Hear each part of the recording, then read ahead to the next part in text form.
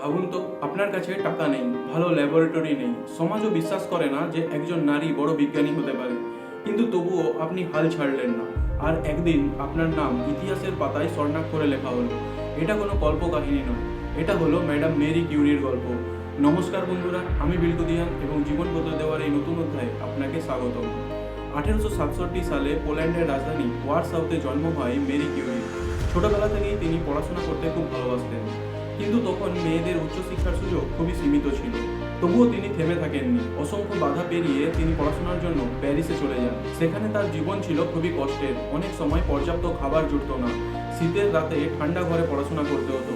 কিন্তু তার একটা বিশ্বাস ছিল যে জ্ঞানই আমার ভবিষ্যৎ বদলাবে। বছরের পর বছর গবেষণার পর তিনি এবং তার স্বামী পিয়ের কিউরি নতুন কিছু আবিষ্কার করেন। তারা খুঁজে পান রেডিয়াম এবং পোলোনিয়াম নামের মৌল। তখন এই গবেষণা ছিল অত্যন্ত কঠিন। দিনের পর দিন, মাসের পর মাস তিনি একটি সাধারণ ল্যাবরেটরিতে কাজ করে গেছেন। একসময় তার গবেষণা পুরো পৃথিবীকে বদলে দেয়। চিকিৎসা বিজ্ঞানে নতুন দিগন্ত খুলে যায়। ক্যান্সার চিকিৎসার ক্ষেত্রেও তার আবিষ্কার গুরুত্বপূর্ণ ভূমিকা রাখে। এরপর তিনি ইতিহাস গড়লেন। তিনি বিশ্বের প্রথম মহিলা হিসেবে ফিজিক্সে নোবেল পুরস্কার পান। কিন্তু এখানেই শেষ নয়, তিনি আবার একবার নোবেল পুরস্কার জেতেন, তবে কেমিস্ট্রিতে। আর আজও তিনিই একমাত্র ব্যক্তি যিনি দুটি আলাদা আলাদা বৈজ্ঞানিক ক্ষেত্রে নোবেল পুরস্কার পেয়েছেন, অর্থাৎ দুটো বিশ্ব রেকর্ড। বন্ধুরা, জীবনে অনেক সময় পরিস্থিতি আমাদের বিরুদ্ধে থাকে।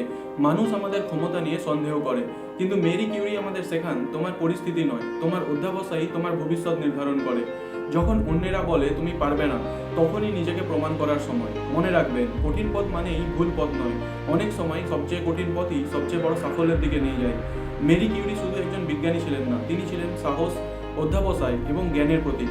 বন্ধুরা, যদি এই গল্পটি আপনার ভালো লেগে থাকে তাহলে অবশ্যই একটি লাইক করবেন। আর এইরকমই আরও অনেক বাস্তব জীবনের অনুপ্রেরণামূলক গল্প শুনতে চ্যানেলটিকে সাবস্ক্রাইব করতে ভুলবেন না।